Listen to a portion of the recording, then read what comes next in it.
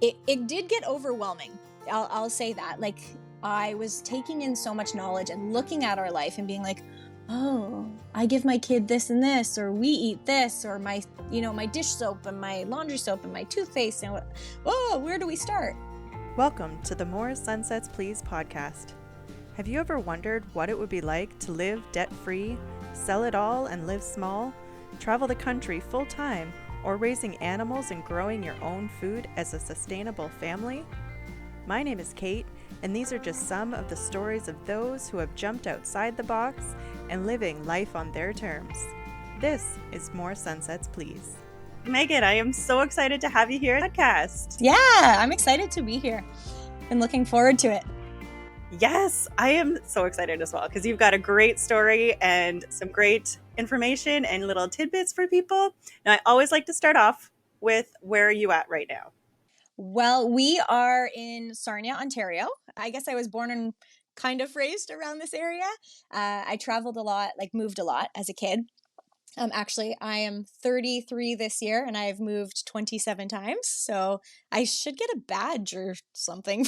Yeah. For that. Oh my gosh. Yeah. I thought we moved a lot, but yeah, you take the cake. Beat. Oh, you totally do. My husband and I met up in Peterborough at Bible College, and we started out in Orangeville, but that was a short month, a whole thing to that. But we lived in Hamilton and then made our way down here, which, fun fact, as a kid, my grandparents are from around here. So I always said, this is where I'm going to live one day. And everyone's like, okay, whatever. Because my parents raised us more in the Windsor area. So I always said, no, I'm coming back here. And I would tell my grandparents, I even wrote it in the foundation of their house when they built a new house. No way. My name, because I was coming back. And sure enough, here we are. My husband and I, Paul, have moved a couple times as well. 10 in our 10 years of marriage.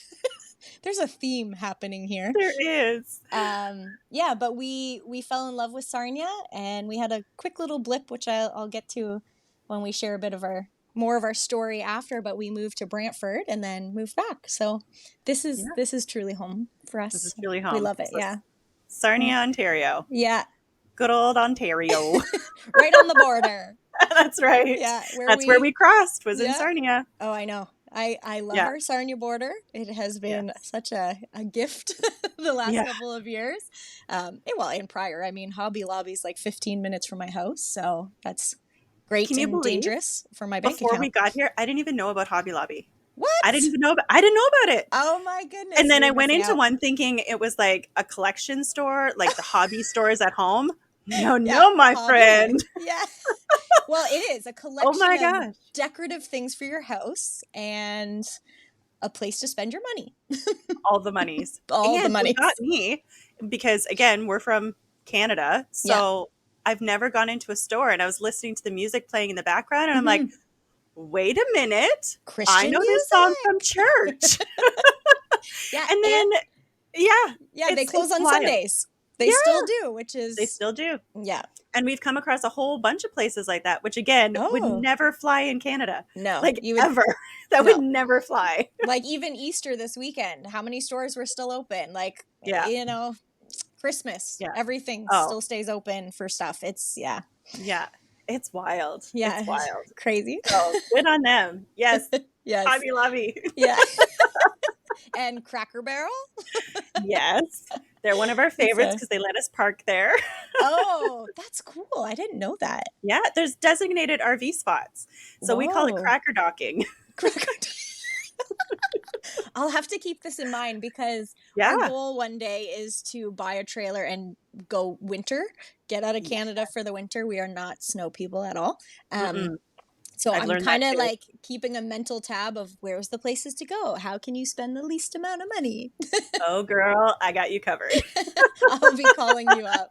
Yes. Because we're all about keeping the pennies in our pockets. Yes, me too. So, yes. Oh, especially the cost of things. I'm like, save me as much as I can. I know. And the inflation has been a killer because when we left Ontario, the cost of groceries in Ontario felt high, and then we came across the US and they felt low. Well, they're now the same dollar for dollars they were in Canada. Yeah. But now in American prices. Yeah. So it's it's wild to just, Yeah. and that's just groceries. When we came to Florida last spring, we noticed that for the first time. Like we go to Florida every year. I've done it since I was 9. My grandparents have a condo down there. And so we usually go 1 or 2 times a year. But yeah, last year we did not budget for that. It was a real shock, but you know, it was just great to Yeah. get out of Canada. So we didn't care. Yeah. That's okay. I had you covered on the popcorn bucket. Yes, you did. Oh, goodness. All right. So you touched a little bit on it's you and Paul. Mm-hmm. And who And else is in the family? our son Sawyer, he's 5.5, and Okay. yeah, he's a huge ball of energy, but we love him. He sure He is. keeps us running. Yes. Yes. Yeah, no, he's great. I just sent him to the skate park. Actually, I was like, go away, let me have Oh, a nice. quiet afternoon. But Oh, that's awesome. yeah. I'm sure he's going to have a blast.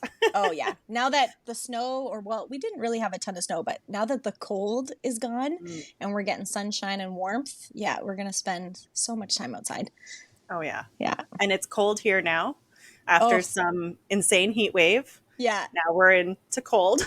And Well, by cold, I mean it's 75 and overcast. yeah. Which is like 20.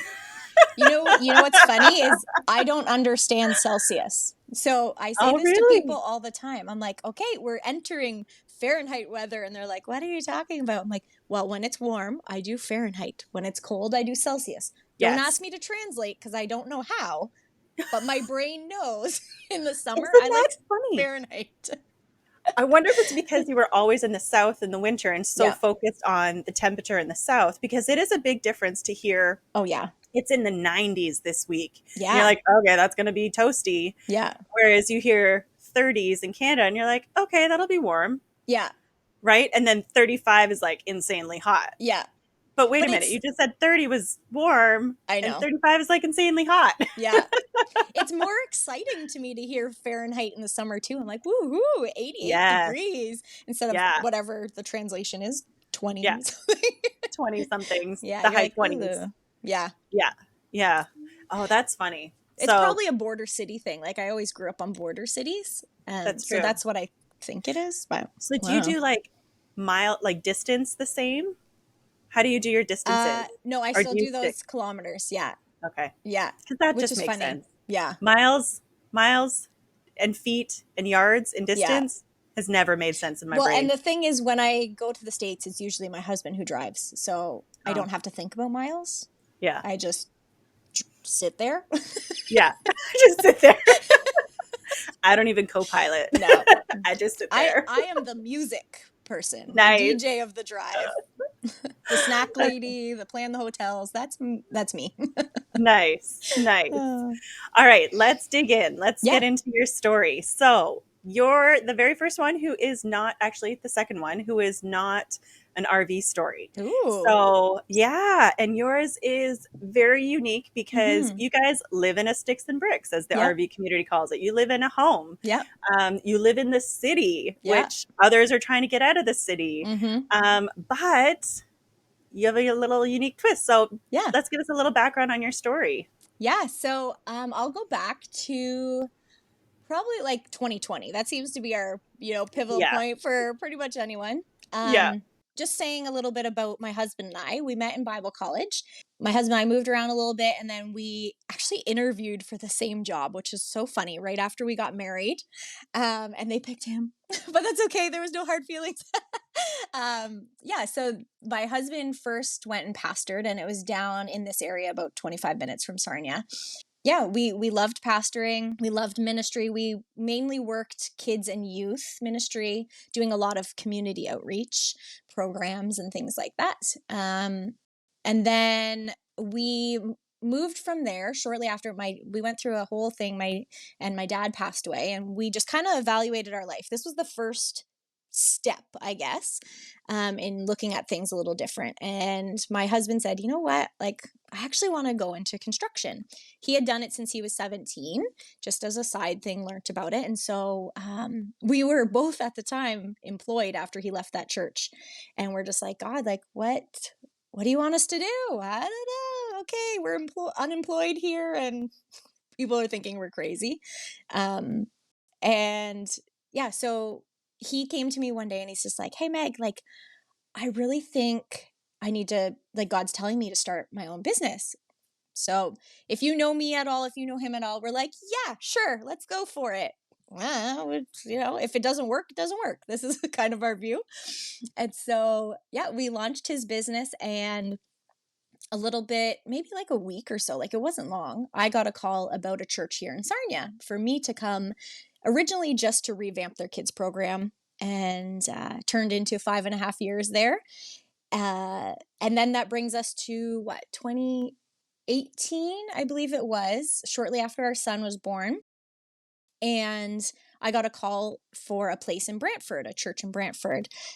So my husband and I had done something here in Sarnia called Sarnia Family Fun. It was purely an outreach thing. It was kind of backed by our church, like our volunteers and financially, but the main purpose was to unite families in Sarnia. So if you know anything about Sarnia, it is a seniors community, but there are families here, and we wanted to connect them and give them something to do. Like, we don't even have play places. Like, there's nothing geared for families here. So that was a huge success. Our last event we did actually was just over 3,000 people. All the credit to God. Like, I don't know how that happened. There was a ton of people. It was wild. And that led us to Brantford, them hearing about it and wanting us to come and start the same kind of stuff there. So we moved to Brantford, which was very different for us. Like, we are smaller town people. My husband grew up in Shelburne, Ontario, which is a little country town area. I grew up just outside of Windsor in a little blip on the map of 1,000 people, Cottam, Ontario, if you know it. So that's where I was from. So we like the smaller town, and Brantford was a big change for us. We had just bought our first home about 1.5 years before. We were flipping it. It was in like the south end. So we're like, okay, well, all these things were lining up for God to lead us there. So we went there, and I pastored. I did kids ministry and community outreach. And then shortly before, when the pandemic hit, obviously I couldn't work from church. Like, I couldn't go into work. So here I was staying at home with a full-time job and a 2-year-old who just so conveniently cut his naps. Like, I'm pretty sure the first day of lockdown. So my husband was still working because he did construction stuff. He partnered with a company up there, and because they were outside, they were doing stuff that was essential. He was still able to go to work. So how my day would look was I would mommy all day, and my husband would come home at 6 o'clock, and we'd swap. He'd take care of our son, and I would then work until the middle of the night. And we had to get really creative, or I had to get really creative, because you couldn't have anybody help you anymore. So we had our kids program when we got there was about 20 kids or something, and by the time we left, it was just over 130 in that short time. And like, God was really up to something, and I didn't want the pandemic to squash it. So I started working on these kids kits that my son and I during the day would drive around and deliver to all these families. So I would build them at night, drive around, drop them off on their porch so they'd have something fun to look forward to and do with their families. It was exhausting, let me tell you. Oh my gosh. Oh my gosh. And so it was May of 2020, near the end of May, and I had just went to my boss, and I'm like, I can't, like, I am burning out. I was just being honest and communicating that I was burning out. I mean, we were going through all this craziness. Yeah, you couldn't really have help. And because we had moved far away, we didn't have family even in the area that, could lend a hand. So I mentioned this, and long story short, it just wasn't received super well. And we started just talking, my husband and I, like, our priorities are not the same as where I was working, and, what they were wanting through this. And we were just saying, like, you know what, like, this is our son, and he is not going to be put on a back burner for a paycheck.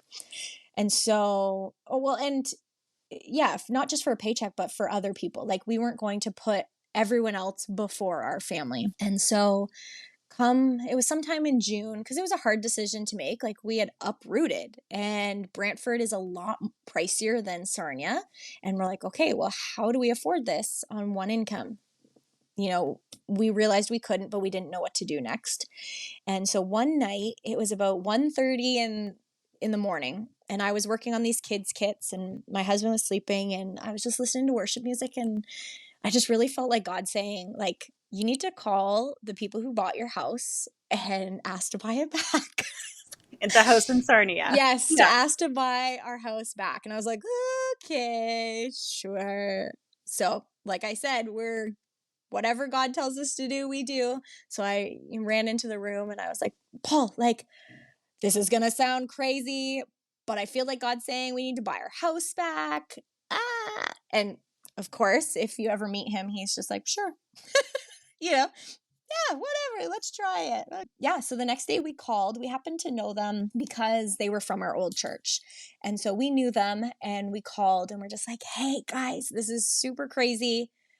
But any chance are you willing to sell our house back to us? So just giving a background to that, they had bought it as a second house to rent out to contract workers. Sarnia is a very big, they have lots of plants and things around here. They bring in contract workers all the time. So with the pandemic, no contract workers were allowed to come in anymore, meaning that they were sitting on a second house and mortgage, not bringing in an income. And so the craziest thing, they're like, you wouldn't believe this. We were just about to put it on the market. So we bought our house back, and within, I think it was a month and a bit, we had packed everything there. We were actually only renting, so that made the transition really easy for us. And we moved back. And so, as I described before, we were flipping this house. So when we left Sarnia, we had everything done upstairs, but the basement was not even started yet. So it was literally bare bones, not even framed in, nothing. But we had purchased everything. We had the flooring, we had the bathroom stuff picked out, we had the tiles, the you name it, the wood, the drywall, insulation. And we moved back in, and everything was left in the basement where we had left it. Like, can you believe that? It was just, okay. if Yeah, we did not doubt. How long were we moved away? It was, yeah, it was just shy of 2 years, like a couple months shy of 2 years. Mm-hmm. Yep. Yep. It was the weirdest feeling coming back into your house and everything was the same 2 years later. Yeah. And the other amazing thing was, so the market here had gone nuts, but we got in just before it did that.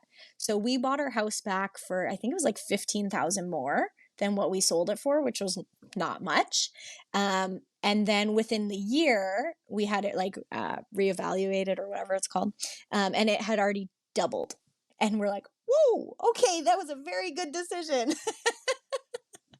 Yeah. So through that, I switched from full-time working. Like I had always been a full-time working mom. That's what I wanted. Ministry, I worked towards that. And so I was in this spot where I was like, what comes next? Like, well, what do I do? Who am I? And so I was full-time home with our son, and we started homeschooling, which was another cool thing. That was always something on my heart. But being a full-time working mom, I could never figure out how to make it. How could that ever be possible, right? And it was like God was just putting all these pieces together and answering prayers too that we had been praying for years. So as pastors, it's really ironic that you lead people, you're around people all the time, you're in the community. But for us, at least, it was very lonely. You are the bringer together. Whatever. You bring people together, right? And you connect people, and you're like, hey, you would be a really good friend with this person, and you have to meet. But then you go home and you're like, do do do do do, right? And so our thing and our prayer for years, even prior to our son, was we wanted people to do life with. That's what we said. Just the real nitty gritty, the good, bad, ugly. What was so crazy come that fall moving back, we're back to we're back to where we used to live, but all of our friend groups have changed, largely because of our views through COVID. Yep. Yeah, we did not agree with the things going on, and I was vocal about it. Yep. Yeah. So, so coming back, we're like, okay, well, I don't know where to start. I don't know if anyone thinks like us. And I was actually on Instagram following this group 100 million moms. Mm. And the one day there was a post, it was that fall, so 2020, fall of 2020. And there was a post and it was just like, where are you from? So this is, it was geared originally for Canadians to Yes. just encourage them and let moms especially know that you were not alone in your thinking through everything that was happening in the world. And so I just started scrolling through. I was like, someone please write Sarnia. And I'm scrolling and I see my now really good friend, but her name is on there and it said Sarnia. And so I just was like, what do I got to lose? I private messaged her and I was like, hey, I'm from Sarnia too. I'm like-minded. Like, let's get together. And so, long story short, she introduced me to a ton of people. Like, Sarnia has a very, very big like-minded community. Yeah. And homeschooling community. And we have just made friendships that I've never had in my life before.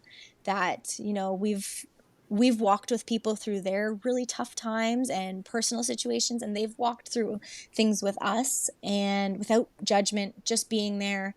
And it's funny, like, we look back and we think like, prior to this, we probably would have hung out. Like, a lot of us don't have other interests in common, but we have this in common, and we have the same values for our kids and for our lives, and they're just such great people. Yeah, so that kind of brought us to where we are in that aspect of things, like where we live and our community. Okay, so let's fast forward to what was last year? Oh, 2022? oh my goodness. I Okay, know. so we lived Yeah. on our own for for a year.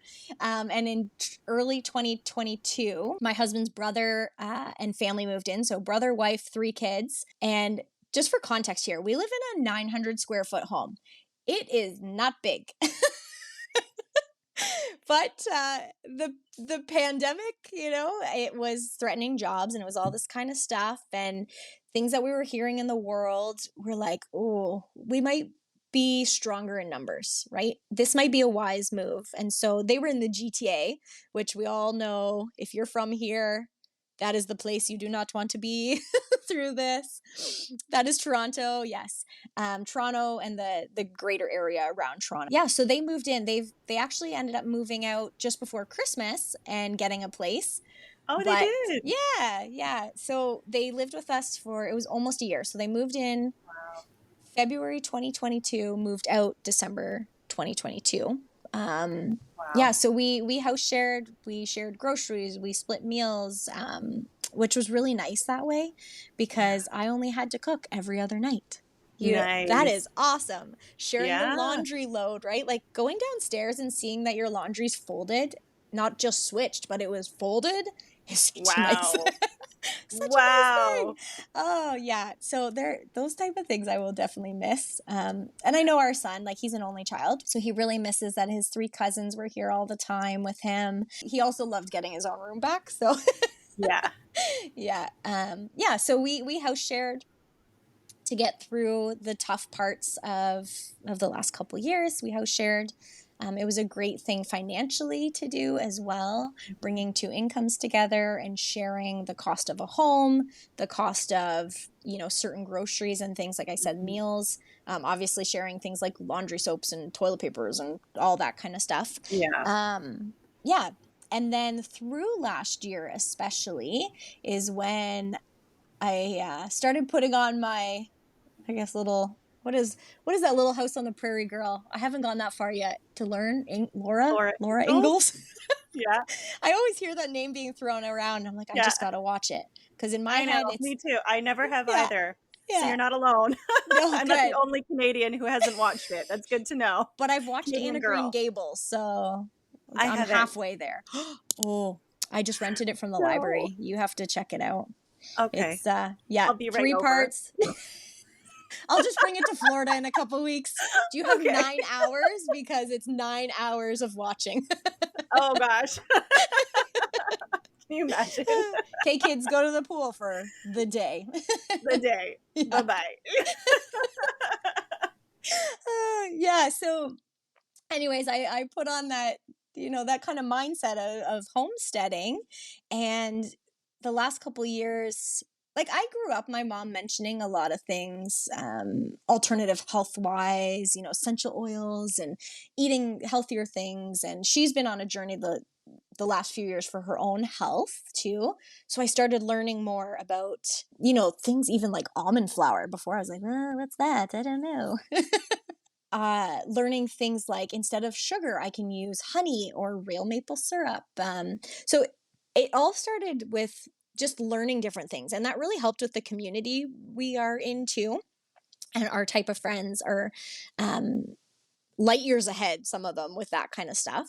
And so I've just been soaking in all this knowledge. And last year, it did get overwhelming. I'll say that. Like, I was taking in so much knowledge and looking at our life and being like, oh, I give my kid this and this, or we eat this, or my, you know, my dish soap and my laundry soap and my toothpaste. And whoa, where do we start? Well, and that's just it. You can get down some crazy Oh, rabbit holes of we're going to die because of all the things around us and this and this and this and this and yeah, this microphone and my hair. I Oh my know. gosh, we're going to die. We need to I change it know. all. Yeah. But And as I you did. know, it's one piece at a time, like Yes. small bites of the Yeah. elephant. And so I had to kind of like rein myself back in Yes. and say, I Yes. love what I'm learning, but I Mm-hmm. can't change it all at once. And the other thing, Yes. I wanted to make true change. Mm-hmm. So I'm sure we can all relate. Like when you have a change you want to make, if you just dive right in and you try to do it all at once, you're likely not going to succeed. Or you'll succeed short term, but it won't become the new you or the new way of living. So I started looking at things as just one thing at a time. So for example, learning how to make bread. Okay, I'm going to learn how to make bread and replace buying bread in stores. Okay, we'll still buy tortillas or we'll still buy whatever it is, but I'll start with this one thing. And so here we are a year later. We don't buy bread in the store anymore. We make it all. Every Sunday is my bread making day. It's actually now bread and snacks and a couple other things. So instead of doing all of our snacks, I just pick a couple and I challenge myself each week to learn a new one and try. Just so you know, they are not all hits. I can believe that. Because some Oh, of these things I've yeah, tried, I'm like, you want me to mix what I with know. what? And this is supposed to taste like that? Yeah, yeah. No, no, Oh, no. I tried a new type of bread a couple weeks ago. I was like, "Oh, that pretty like braided bread, blah blah Oh, yeah. blah." Right? And I tried it and it was hard as a rock. And Oh I was like, I don't actually know what I did, but I haven't gone back to it yet. And you know what, no. Oh guys, no. that's okay too. Yeah, If it doesn't work, don't stress yourself out. just move on. Just move on. Go Try back to something what you else. know. Yeah. Yeah. Last year too, we got a dehydrator, which we kind of talked about a bit before about we don't like spending a ton of money, you know, save as many pennies as you can. And so we didn't buy the best of the best. You know, we bought just a simple one. It was like $100 on Amazon, and it works great. And so don't think you need the top of the line fancy things. You don't. There is so much that works on the cheaper side, you know, on Yeah. the cheaper Ours dollar is side. the completely plastic Yeah. in layers one. It's Yeah. not the Excalibur with the metal Oh, plates and the this. no. No. Yeah. But guess what it does? It Ooh, dries things. it does. And it doesn't kill you when you eat it again. That's right. We also Yeah. ate salsa this weekend too, and I was like, you know what? We're still here. Nobody died. We're good. Nice. And you water bath canned it? Yes. Yeah. So I have not attempted pressure canning yet. Okay. I haven't even really learned about it. All I know is everyone's scared. It's not, if you can use a Ninja yeah, to pressure cook things, you yeah, can use a pressure canner. yeah, It's the same thing. They just look scary. yeah. Because of all the knobs and the tubes and then this. And the things. And the downside is the good ones that like getting a Ninja versus a knockoff. Yeah. You're going to pay for it. Yeah. So they're not cheap by any means. No. But yeah. if you can get around to it, it's worth it. But yeah. So for now, we just bought a bigger freezer. Yep. And I'm like, oh, we'll Hydro's not going anywhere yet. No. So you got time. Yeah. We also built a much bigger garden in our backyard, and then we garden shared last year too. Oh, nice. So our yard it's actually a pretty decent size for being in town. Like Sarnia is not a Toronto area by any means, so your yards are actual yards, not just a little square foot of grass. Yeah, but yeah, so we garden shared last year. My grandparents live out in the country, not far from here, and just as they're getting older, it's hard. They have a huge garden, but it is too hard for them to take care of all of it. And then it's two of them. So what are they going to use all the food for, and so on. And so last year we went and we took over about half of it and garden shared and got a lot more food. This year we're probably going to do the same, except I will be more diligent on how to preserve everything.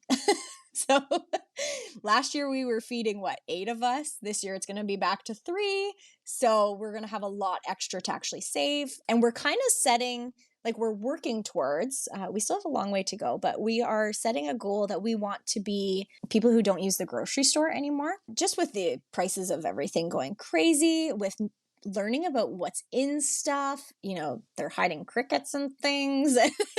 It's just like, we have a lot of reasons, but we want to get away from it and stop supporting big corporations.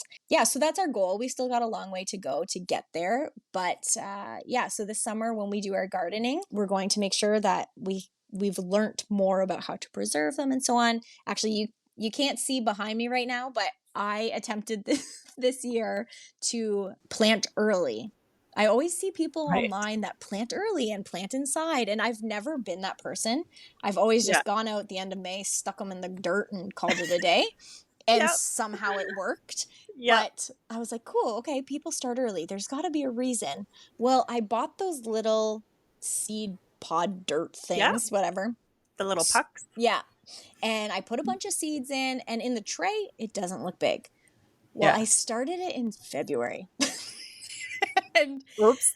oops, yeah. So they started going wild. They outgrew their little pods very, very quickly. And I was running to every dollar store in town because I didn't want to buy big, like, expensive pot planters. Yeah. So yeah, most of my living room right now is all pots filled with dirt and growing veggies. That's great. You're just going to have a really early harvest. Very early. So my plan this year, because we did this, is 1, probably never do it again. But 2, we will have an early harvest for these ones. And then I will still do what I've always done and just thrown them in at the end of May there or beginning of June. And then we'll have a later harvest with those. So we'll see. Like, I'm really loving the experimenting with everything. That's how you find out, right? Oh, for sure. Yeah. And it gives good stories. Right. Yes. Like you have a full vegetable garden in your living room. Hey, my living room. My mother-in-law showed up this weekend for Easter, and she's like, whoa, that's a lot of vegetables. That's a lot. Like, yes. Oh my gosh. So you said you've done a whole lot of learning and researching. Mm-hmm. What has been like the best tools for you as kind of a newbie at this whole homesteading, mini-steading, city-steading, whatever we're calling it. So the best tool for me personally has been Instagram. One thing I've done, partially because of the last couple of years with speaking out and all this kind of stuff, it wasn't great for my mental health to keep consuming all the stuff going on in the world that way. And also the hatred, like, we'll just be real, like that's out there when you speak up against things that are not mainstream, whether it's, schmovid stuff or even, gardening and not going to a grocery store. There's people who are going to comment about everything. And so I really purged my Instagram, and I started finding a lot of accounts too that spoke to certain things that, we're changing our lifestyle for. So homeschooling, homesteading, more natural medicine, those type of things. And so now my Instagram is pretty much all of that is what I follow. I found so many great accounts the last couple of years through that. And I love that it's I'm watching real people do it and real people sharing it. I like the fact that I get to see befores and afters of stuff. I get to hear about their mistakes, as opposed to reading a book where you kind of miss out a lot of that stuff. I've really, really loved that. And then there has been groups of influencers, let's call them, accounts that have gotten together with their years of knowledge, who have done this prior to the last couple of years, and they've they've put together different downloadable kits. So in the fall, I got one about going for more natural holistic medicine and healthcare. So that was a really cool thing. It teaches you everything from canning to gardening to I don't know, all those things. Yeah, Instagram has definitely been my go-to, followed by Pinterest. Good old Yeah, Pinterest. there are so many things on there that if I'm looking up, like, I want to know an alternative for when we have a cold, right? Yeah. Healthy alternative or a natural alternative. And so that's another go-to. And what we've done is every time we come across stuff like that, we're saving them on our computer. We're printing hard copies when we can, right? You never know if your computer's going to go down. We have it on a hard drive too, if my computer did just die. But Yeah. then the hard copies are great for, if you had no electricity anymore or you're Yeah. moving off grid or I don't know, right? Yeah. See, and this is how your story doesn't tie in with the questions, Mm-hmm. right? It's because this is like, where have you traveled? What have you done? Stuff like, Yeah. well, this is very different Yeah. because you're not doing that. You're No. doing something totally different, but Yeah. it's still living life on your terms. Oh, yeah. Yeah. So that's another thing actually. So what I forgot to mention, when we moved back to Sarnia, my husband had his business prior to for a couple of years, and then when we moved, it was just easier, instead of finding all new clients and advertising and all this kind of stuff, to go with a company. But when we moved back, in our evaluating everything and in our experiences, unfortunately we have had some negative experiences and hurts and things, and we just got to a place where we're like, we want to put our family first. We want to do life on our own terms, our schedule, no one telling me I need to be here at this time, blah blah blah. Yeah.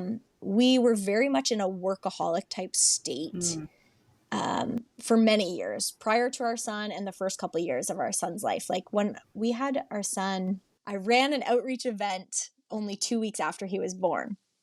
So it was our big like trunk or treat event. And it was, I'm walking around, my mom's carrying our newborn. My husband and I are in onesies as our costumes because I just had a baby. Yeah, but I jumped right back in, right? And so when we made that shift, that was a really big turning point for us, that we wanted to control our own life in that regards, and make our schedules, be able to put our family first, be able to travel when we wanted to or could again. Yeah. And so on the side with that, because I've always worked, I kind of started missing a bit of that, just being able to get out and contribute a little in that regard to our home. My husband absolutely supports me being at home, loves it. Like if he had it his way, I'd probably be here all the time. His favorite thing is coming home and smelling like fresh food and soup and whatever. Yeah, he just loves it. And so on the side for many years, because my husband and I had really focused before our son on getting out of debt. He had a lot of older friends, and we just got to see between them and different people we knew in our lives who were, light years ahead of us in experiences. We got to see and look at them and say, hey, what are some stresses that they had in their marriage? And so one thing for us was financial, that we always saw, and we're like, let's try our best to take that off the table. So we worked our jobs, but we also worked for many years like a side job too, like a side hustle in some way. And so I cleaned houses on the side of ministry work. And so when we moved back here, I was like, you know what? This will help bring a little extra income for us. It will give me that little outlet I need out of the home, and always like homeschooling or, doing home things. And because that does keep you busy, but I just needed like something just for me to go into. He had his business back, and I went and I started cleaning homes, still doing it to today. And I also work for a friend of mine. She's a private chef.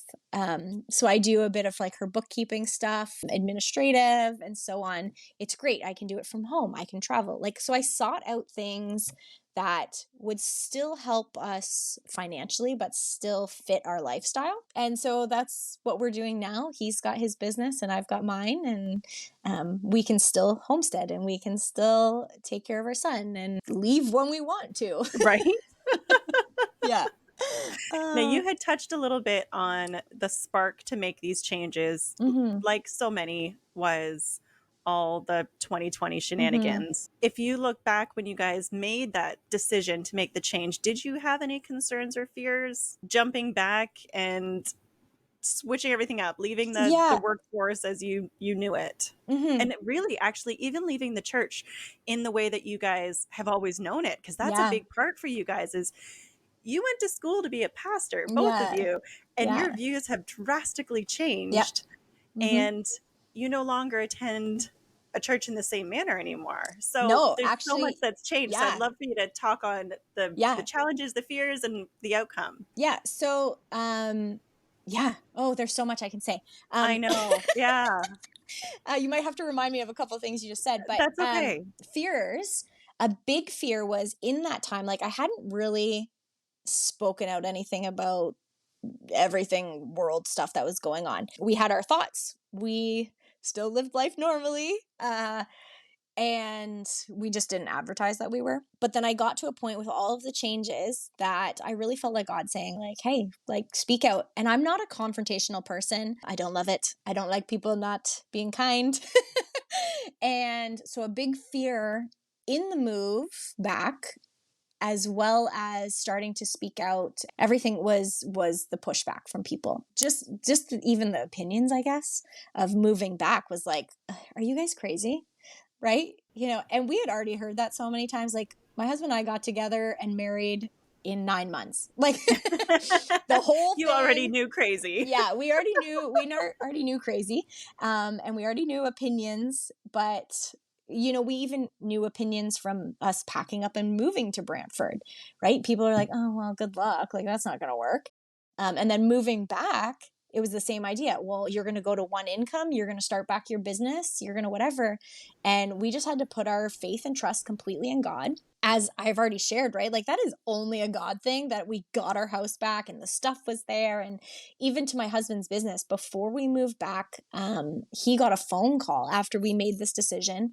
And it was someone he had done work for a couple of years before. So when we still lived here. And they're like, hey, like, how are you? They had no idea we even moved. And they're like, we have a big job. Would you like to come and do it? And he's like, yeah, I'm just about to move back to Sarnia. And they were like, what? You moved? So ever since we've moved back in whatever, that fall of 2020, he has not advertised at all. Like jobs have just come. Same with my cleaning.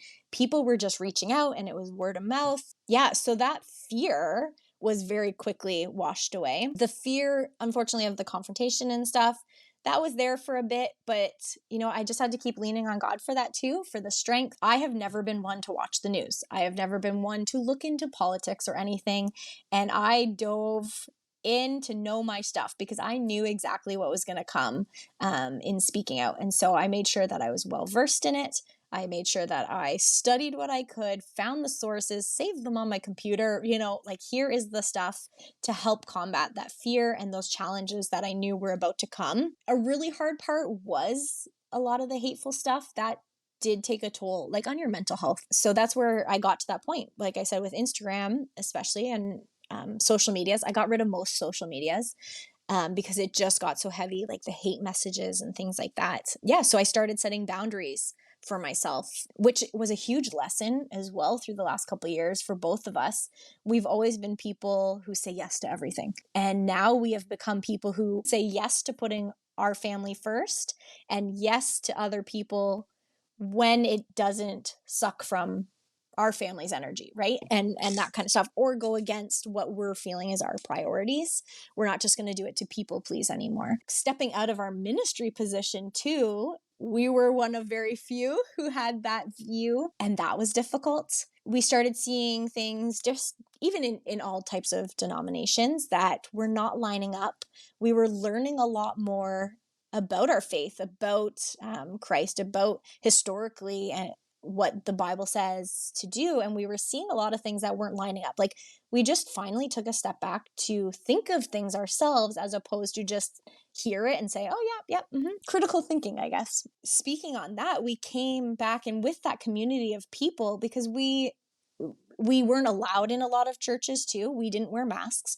So a lot of churches at the time didn't let you in. We were also dealing with church hurt from our working environments. We just took a total step back. We didn't take a step back from our faith. That was one thing we really learned is God and attending church were two different things. Our relationship with Christ, right? We still wanted that faith community because our community of friends was such a mix and it's so wonderful. But we wanted people who we could study the Bible with and who wanted to learn too. And that's one thing we talk about so much is we spent 11, 12 years working in ministry. I worked in ministry prior to us being married. And I don't think I've ever witnessed to so many people. I don't think I've ever seen so many people coming to Christ as the last couple years. And the craziest part was I wasn't working in a church. We got to be a part of a home church, which was so beautiful, a Sabbath type, a Shabbat group that they meet on Saturdays, that we've got to learn even more about simplifying just our life, slowing down and having a Sabbath. That was something we never practiced before. So a Sabbath, a day of rest that we've really adopted the last few years in our life as well. Because before we would work 7 days a week, right? There was always something to do. And because we were in ministry, there was always programs and your weekends were church programs. And yeah, so that's been a huge blessing is stepping back into that. And I know one of your other questions was something for the future. So just kind of jumping to that for a second, Yeah. our hope and prayer from here is to eventually have a place. We don't want a ton of land. That's a lot of work. Right. I want some chickens and a cow I can milk myself, and that's it. Yeah. Yeah. Yeah, but that is something we're praying for now is that God provides a place that we can move to. We don't want to be right in the city. We want to be just outside of it, still in this area, that we would have a place big enough or even a drive shed big enough that we can host and start our own church there. We've just seen a lot of the flashy and programized and all this, and that's not what we want. And that's an area that we've really grown in. Yeah, so not only do we want the space to have the homesteading, but we want the space to bring people together in that kind of way, right? And there's so many people right now the past few years when it comes to churches that because they were closed or because they had all these rules that, a lot didn't agree with, they're just kind of floating around and not feeling included somewhere. Like, where do we go? But they're craving that corporate togetherness and worship. Yeah. Which is what church really is. Yeah. Right? Church is really just a gathering of Christians worshiping together. Yeah. Fellowshipping together. That's church. Yeah. Right? And then you're praising God in all of it. Yeah. It's not a structured building that, you go in, you stand up, you sit down, you do this, you do that in this exact order every single week. You listen to somebody talk at you and then you leave. Yeah. Oh, and give your money. Don't forget to give the exact amount of money that they tell you to give. That still blows my mind. The church that took over our church, I don't know if I told you this or not. No. If you wanted to become a member of that now taken over church, because I was a member of the church before they took it over, but if we wanted to transfer our membership to the new owners, you had to give your income statements and they would tell you how much you need to give. Oh my goodness. Every week. And it was a certain percentage of your income. Yeah, I'm not down with that. I'm like, I'm sorry, but I'm pretty sure tithing is what you give, not what you're told you have to in order to we could unpack membership. The Bible stories on that, but yes, I totally right. I totally There's agree. A whole lot, but that was my first sign of our church transition before even COVID hit. That it was like, whoa, maybe I'm not meant to be at church anymore, right? Yeah. And that took us back from going to church even before COVID hit. Yeah. And then it hit and they were refusing our kids from participating in programs because of masking. They let them attend, but they didn't they would raise their hands and they wouldn't say, yes, you answer the Oh, question. yeah. They would Like, go to the person right beside. I'm like, what is this? oh, yeah. There was some host, like we had already left and it wasn't the church that we were at, but it was other churches that we knew of, and they even had like a bracelet system. So if you had your beep beep, you had your green bracelet and you'd get it when you came in the building. You had yellow if you had one of the bleep bleeps and you had red if you didn't. And there was rules for it. And this went to kids too, and it was mind-blowing. Oh Like, my gosh. yeah. And people didn't see an issue with that as No, being the yellow because it stars of was in the David. right, it was in the name of safety and the name of love. And I'm like, you know what, one of my Oh, best friends now, she came to church, and I know she won't mind me saying this, but she came to yeah. church because she drove 2 hours every Sunday. She was not a Christian, but through the pandemic she was really seeking, like, there is something Yeah. else. Mm-hmm. And so she looked for one day, she's like, I felt like I needed to get in a church. And the only church that was open that she could find was over 2 hours away. And so she started driving there. She's got a family of 5, and she went by herself at first. And because they were open, her now whole family of 5 have given their lives to Christ. And it is just so amazing. And it's also blows my mind that so many were okay shutting the doors or not allowing you in if you didn't fit a certain mold, and then called that love. And I'm like, ooh, not the Jesus I know, but okay. Right? He washed the leper's Yeah. feet.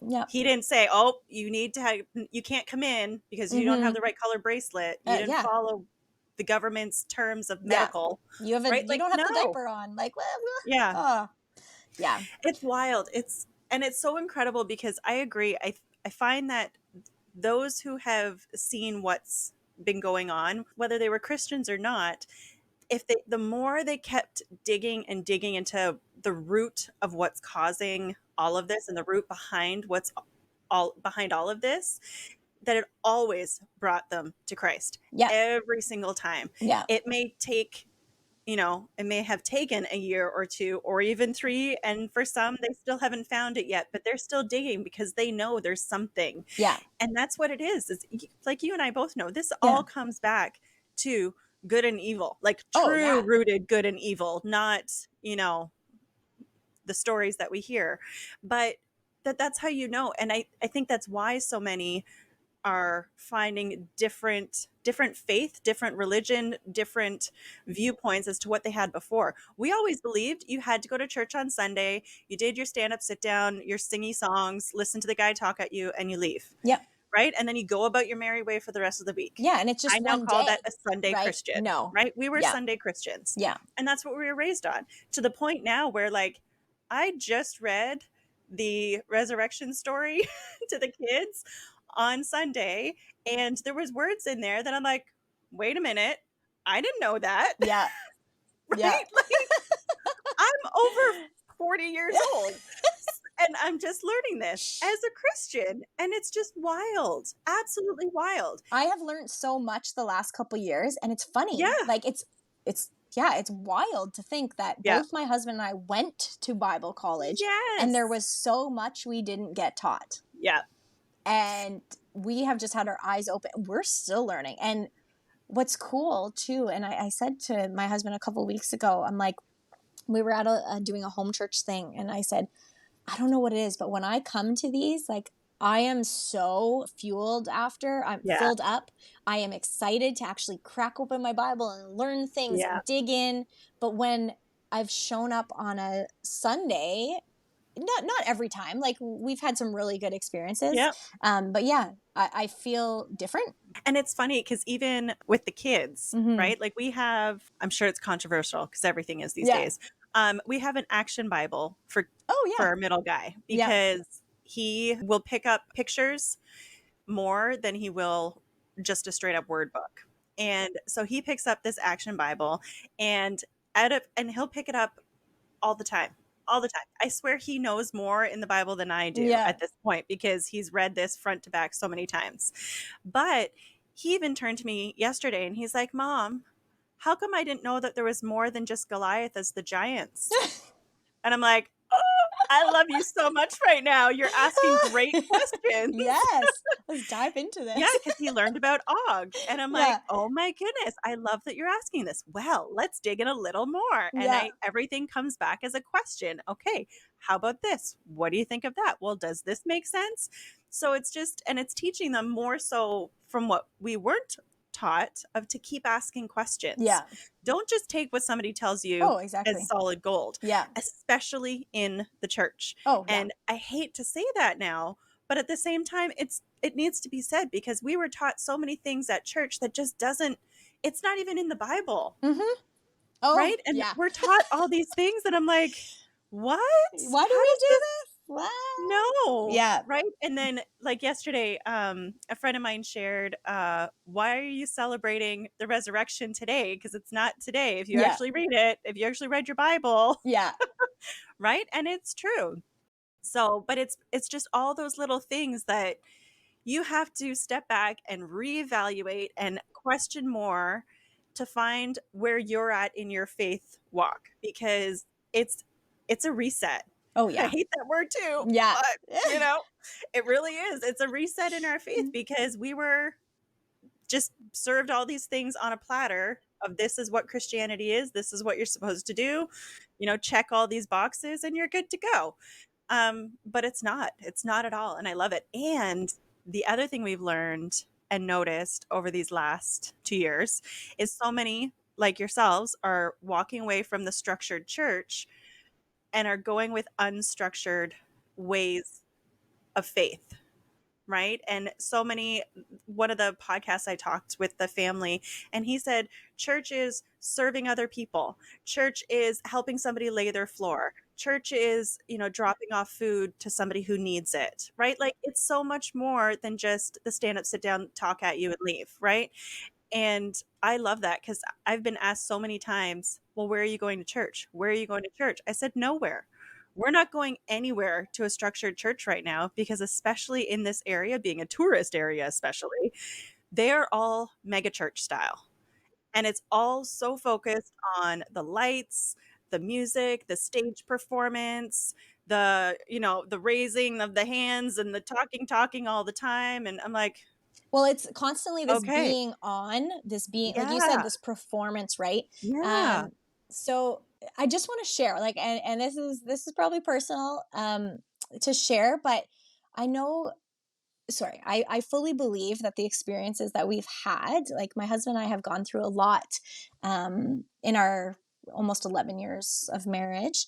But when we, just speaking to the church thing, we were pastors in a church when my dad passed away. It was amazing. My mom's church was so supportive.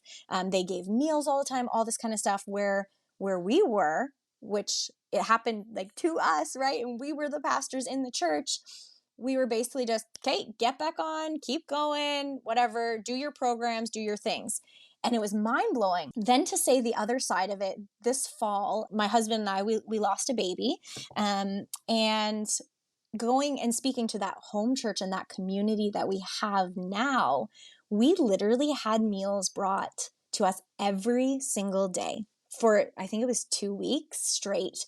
And it was such big portions of meals too that we went out, we bought those food like dividers, whatever, to package them and put them in the freezer, and we only just finished them. And we just had so much blessing poured out on us through that miscarriage that, I just compared the two and I was like, losing, my father was such a big thing. And of course, yeah, losing a baby is a big thing, but we were like, people knew us. We were pastoring in a church and our support was so little in comparison. And so that is one thing that, like I said, it was a prayer of ours for years to do life with people. And that is what we're drawn to too with the whole home church idea, is to actually walk through our faith together, to ask all those questions, right? Like when you yeah. just show up and you sit in a seat, it's a lot harder to be like, hi, excuse me, what you just said right there, can we just pause and unpack that? Right. Right? You Right. can't do that. No. And good luck trying to like chase the pastor down after, Oh my gosh. and Yeah. yeah, In these mega churches, they're like cordoned off, heavily praised, and you're yeah, like, what is this idol? Yeah. And for so long, like that is what my husband and I wanted. Probably me more than him. Like he's a lot more introverted. I'm clearly, Yeah. as you can tell, extroverted. No, not at all. But I said this to someone a while back, and I just said it was the craziest thing. Like in terms of church world, we were at the top. Like you made it, right? You got to be the big speaker at this thing, and so I was lined up to speak at one of these big conferences for youth and kids, and like I had said before, we had these events that were tons of people coming to, and you should feel in that moment, right? Your mind thinks or tells you should feel like you've made it. You're on top of the world. But we kept feeling something was missing. And now we found that something. And looking back, it's like, why did I chase that? Like that stuff is good, you know, and it can be, and it can reach people and all this stuff. Like I don't want to discount that. But we have seen so much more helping the neighbor, you know, showing up with the little things, being there for the tough moments and the celebratory moments in people's lives that we've just created this everyday relationship with. That, yeah, I personally just feel that this has been more impactful. And I'm so glad. I'm so, so glad that, you know, our eyes were open to that and we've just listened and taken the steps, not knowing what's next, but just taken it and said, okay, well, let's go with it, right? So when you look back over these last few years, like actually your whole journey, because your journey really starts way back. It's not just a 2020 and on. But when you look back through it all, I know there's definitely been some God moments in there that you're just like, oh my gosh, he totally pushed me in this direction. But what are some wow moments when you look back over your whole journey? Just wow, I can't believe this is my life. So just before the pandemic, I had really hit that wall. Like that was my true breaking point before everything, where I started really realizing this is not the life I want. We had gone through so much in such a short time. My workload was ton. I was a mom to a newborn and then a toddler, well, full-time working, well, moving, all this kind of stuff. And I just hit this rock bottom point. And this was the start for me that I look back on now, because in that moment, how do I say this? Like there was a specific moment. We had just lost my grandpa. My husband was away and I was going through this alone while still being required to be at my job and do all this stuff. I missed being there for those final moments, and that was really difficult for me. I had to find someone for my son, and I got to this point where I was sitting there and it was like my brain couldn't do anything. I couldn't think. I just sat and I cried, and I was just like, God, I don't know what to do. I don't know what to do. So I don't recommend this for everybody, but I went and got a tattoo. In that moment, I needed to do something that I could control in that moment, to go and do something. And I actually put the words of a song, a worship song, and it's "You Make Me Brave." And that's what I put on me with the capital Y, "You Make Me Brave." And that has gotten me through the last several years as we've done all these changes that are not typically normal. That now that I look back, I'm like, wow. Like in that moment, I really feel God put those words and that song on my heart to, and how I did it, put it on my body. But I've looked at it so many times. I'm like, you make me brave. You make me brave through all of this, through these decisions, through going against what the world says. Yeah. And so that would be, in that moment, probably was not the wow. But when I look back, it was, if that kind of makes sense. Yep. Oh yeah. Yeah. That it's just a big moment. And it's so true that we don't think in the moment, when the hurt's happening, when the hard's happening, when we're in the storm, that down the road we're going to look back and go, that was our wow moment. Oh my. I'm in a storm right now. There's no way this is a wow. Yep. Right? Ironically, that's what I just posted today too. Yeah. Oh, I didn't see it yet. I haven't been on. Yeah. That's funny. But funny. it's true. Even for us going through all of this crazy right now of just sheer frustration and time, we know there's some greater plan here. Oh, yeah. And it's just, we're not going to know until we can look back. Yeah. It will be, I'm sure, some form of wow. Oh, I bet. Oh, it's Wow, such we made it through. Wow, yeah. we survived. Wow, Wow, we're look still what God married. did. Yeah. Right. Wow. Wow. Oh my gosh. So That's good. let's touch on this a little bit because you did kind of dip in there and out. Mhm. How has this all impacted your marriage as you guys have Mm, gone through all of this? You've said yeah. you're at 11 years. We'll be 11 years this year. Yeah. You know what? I'm going to say it, and people are like, whatever. I don't believe you. But my husband and I truly are best friends. We are not, we get along all the time. And our not getting along is like, stop being dumb. Right. And then we're over it. Again, that was something we did that groundwork in that very short 3 months before we got engaged, but we looked and evaluated all these relationships that we knew of. We did a lot of reading and books. We went to mentors, all this kind of stuff. So communication was huge, a huge takeaway from that for us. And I think part of it too is our personalities. We're very laid back. We're go with the flow. If something doesn't work out, well, we'll figure out a different thing, right? So I think that really helps. The last couple years, it's been it's just been something that's brought us even closer together. We've had such in-depth conversations, right, about all of these things happening in the world, all these things we were learning, and I am so grateful that we've been on the same page. I did start some things a bit earlier, like we wore masks, I think, for like 2-3 months, like very early. We didn't know we couldn't, right? We didn't know we couldn't. And then I got to a point where I had already started researching more of that. And I told him one day, I'm like, no, I'm done. Here's my reasons. He was fully supportive, but he himself was not ready. Neither of us are confrontational people, right? So that was part of it. So we were able just to communicate that for our son, because we never put it on him, but for our son, if I was going to go into the store with him, that's great. Mom goes in, no mask. If he was going to join us, he would have to choose not to wear it because we were not going to send the mixed signal or not come. Yeah, so we did that for maybe about 2 months, and I wouldn't even call like that wasn't an issue at all. We just approached it and said, here's how I feel, here's how you feel. I respect that you're still learning. But honestly, like other than that, that was probably our only quote challenge or difference through this. Everything else we've been really on the same page about. And it comes down again, like we communicate everything. I love talking. He loves listening. No, but he does. Yeah, he does share and has learned a lot on his own too, and brought to the table different things. He's the one who stays more about the news stuff and the world events, and I focus in on a few more things. Yeah, so we've definitely grown a lot closer through the That's last good. couple years. Yeah. Nice. The whole spaghetti and waffle brain. Yeah, that's Yeah. very true. Spaghetti and waffle.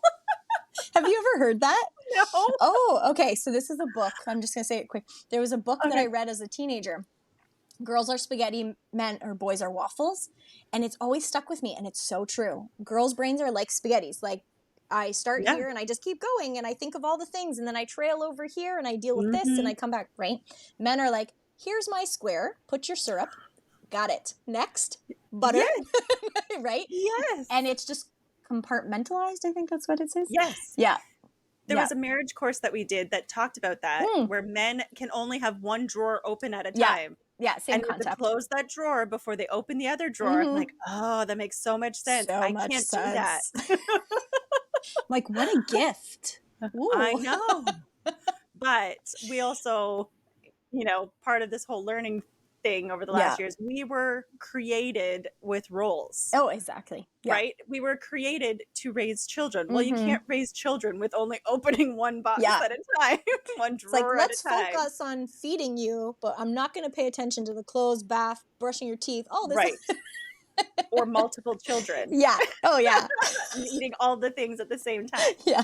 Yeah. So it makes sense. It Yeah. totally makes sense that, we were created by a design on purpose. On purpose. And it makes sense. Yeah. And when Much we as both work in those too, you see things run so much more smoothly. Oh, yeah. Yeah. And a lot stronger. So how has this changed your family dynamic going forward? What do you guys see? I know you talked a little bit about the property that you'd like to expand a little bit, because right now you guys are city steading, kind Yeah. of digging that city Yeah. steading. And you're hoping to expand. What else? What else do you see going in the future for you guys as a family? Honestly, I think that kind of sums up. Like we've always been simple, but I feel we've become a lot more simple. Like we want that. We want to grow our own food. We want to get away from grocery stores and commercialize. Like, I'll be honest, I'm not going to sew my own clothes. I'm not going. Who knows? 2 years from I'll do now, it for you. yeah, I two got the years from sewing now, I down. could be like, "What are you talking about? I make everything." But as of right now, no. Yeah. Yeah, but I would love for growing our own food, homeschooling our son, having our own church. Like, I would love to run and have our own church. The thing about like the home church stuff we've been a part of is it's often been other people's homes, which makes it difficult for people to do all the time. For us, we've started freeing up, like our weekends are open, and we would love to do it every week, like a consistent for people to look forward to. Yeah, so that is something on our hearts too. And then traveling. We love to see new places and do things. I mean, we're coming to see you in a couple of weeks. I know. I'm so excited. But The kids are freaking out. yeah, and our goal too is we've always said we wanted our winters to be away from Canada, probably in Florida. That's like a second home for us, and so that is a goal actually for next year, even, or this year technically. That after Christmas, yeah, we want to come and stay a couple months and just take a really long break each year. That way we want to get away from the things we don't like. Come back. We've set a lot of things up to do life on our own terms that way and just keep working towards that. That's awesome. Yeah, because you guys have his business going, your business going, and then you're finding ways that you can still earn that income while not doing the jobs. That's always the biggest goal of living life on your terms, is finding that income that you don't have to be there to do it. Oh, yeah. Bonus, right now, it is possible. So Yeah. as long as we can keep that going before we need to get fully off grid, Yeah. good. The whole purpose of this podcast is somebody out there could be living life in the same shoes as you and wants to be inspired and hear just, how did you do it? How do I get out there and live this alternate lifestyle outside of the box? The first thing is have faith. Have faith that, God's got you. He's got a plan for you, and it's going to work out. And if it doesn't, then go to plan B, right? Like, life is such a beautiful thing, and this gift, right? We don't know how much time we have. And so that has always been something we've lived by, is we live in the today and not the years from now. So we're not the type of people, if you haven't gathered already, to plan for when I'm 55, 60, retiring, and then live my life. We're the live it now. And I would also say, when it comes to just making changes in your life, pick one thing. Pick one thing and start. Do that thing well, feel comfortable with it, and then try something else, because it can be really overwhelming, like I mentioned before, to do all the things and take it all in at once. So pick something that you could change right now. It could be like I did with bread. Oh, I don't want to buy bread anymore, so I'm going to make bread. I'm going to make 2 loaves on Sunday. So I've picked my day, time to do it. Done. If you have a bread machine too, like if that's your jam, that's way easier. I do it by hand because I like the taste better, but bread machine, dump it in, call it a day. Woohoo. Yeah, or whatever it is that you are feeling called more to. It could be even like we've changed out almost everything now, like our dish soaps, our laundry soaps, our toothpaste, etc. But I didn't do it all at once. I started with one, whichever one I felt first. Let's say it was laundry detergent. I was like, okay, this is what we're going to start making the swap for. I just started buying that instead of the other thing, right, that we used to buy before. And then when funds made time for it, or I actually just started realizing when I started making more things myself, you actually weren't spending as much. Because the thing is, when you're buying all of these things, like let's say food that has junk stuff in it, it's like an empty calorie, so to say, where you're getting filled up but not fueled. And then when you start making your own, you're like, wow, I'm not as hungry. So I don't need to eat as much, and I don't need to whatever. And that's just one thing we've noticed. But we just started with one thing. And there is still so many things that I need, or sorry, not that I need, but that I would like to do. But again, I'm going to work on one more thing. And then when we've kind of mastered that, or it's become a habit, one more thing. Yeah, so start small. You don't need to do it all, and be proud of yourself for just changing one thing. That's a doozy, because I know, especially jumping into this crunchy community, whew, you can get gaslit from that community Oh just as gosh. much as all the others, right? And because you're not green enough, you're not clean enough, you're not whatever. So put that aside, because they've been doing it for years. They have, and that's the thing, right? We hear all those stories and we follow these people and we're like, oh, it's so crazy. How could I ever, that I could never do that. But when you actually hear their stories, they too started with one thing. And that one thing for us right now, it's slowly switching over from plastic containers to glass Yeah. containers, Yeah. right? But And you not guys already drinking. did one thing by selling everything and downsizing your home, Oh gosh. right? Like Yeah. that's one big thing. But Yeah. yeah. And in that, I'm sure because a home would have more space and things, you had to start getting more creative with what you used and what you Yeah. didn't use and so on. Yeah. Yeah. So Yeah. Oh, there's definitely some things that I wish we had with us. And there was some things that I'm like, why did we bring this? yeah. Why do we need this when we live small? And ironically, one of the things I wish I had was my stand mixer. Oh yeah. Yeah. Yeah, it's in storage. But yeah, it's that one thing. And I was so scared to jump into the crunch community. I was so scared to be a part of the homeschooling groups. Well, guess what? Next week, we're going to start going to a homeschooling local group, because I'm not afraid to be the person who doesn't have it all together anymore. Right? I don't have to show up with all my organic foods in a paper bag or a reusable blah, blah, blah. Oh, Right? I do not. Yeah. I can't. I live in less than 300 square feet. That's not possible. And then organics, it's not possible because our budget, right? Like it doesn't matter. But that doesn't make me any less of a person, No. right? Well, So, or that's the less thing. for You've trying. changed. Yeah, you've changed things that other people haven't, and they've changed things that Yeah. you haven't, and we all just need to celebrate one another for Yes. changing something, right? Like, Yes. good for you. You changed something, right? Yes.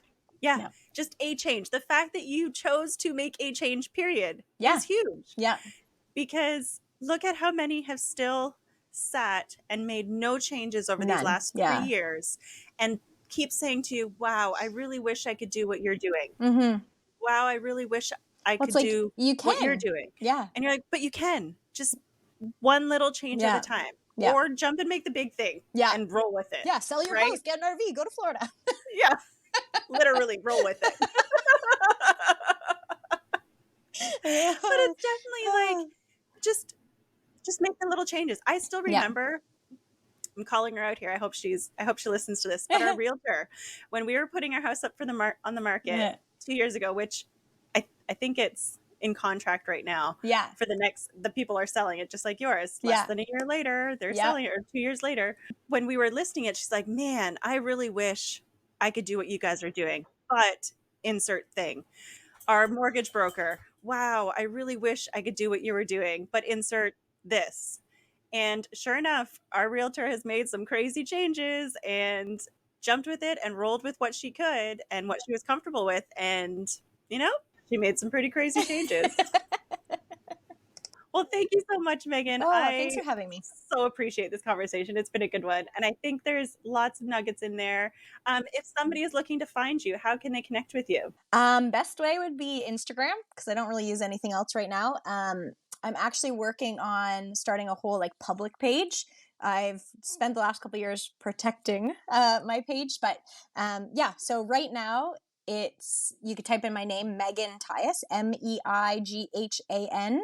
Tyas is Tyas. You'll likely never find a Meighan spelled like that. And if you do, you have to tell me. My sister-in-law. Oh, she spelled that way? Yep. No way! That's cool. So my name on there this is really funny. Remember, I was a kids pastor, please. But it's Megasaurus. Because it was Meighan the dinosaur because of my little arms. Oh my gosh. I didn't know that. And here I am at 33 and it's still that way. That's amazing. But yeah, you can follow me on there. And then when I do launch another page, all the info will be there. But that's the best place for now. That's awesome. Yeah. With your little arms. Yeah, they always said I had T-Rex arms. Oh my gosh, I love it. I love it. Oh my goodness. So good. Well, again, thank you so much for being here. This was such a Yeah. great conversation and I really appreciate it. Thank you. Oh, I can't wait to see you guys too. Well, thanks again, Kate. Thank you for listening. If you're enjoying these stories, please leave us a review as it helps our podcast reach more listeners. For more information about this podcast, with show notes, links, and more, please go to our website, moresunsetsplease.com. But we want to hear from you. If you know of someone with a great story, send an email to info@moresunsetsplease.com and I'll be sure to get back to you. Until next time, keep taking time to enjoy more sunsets, please.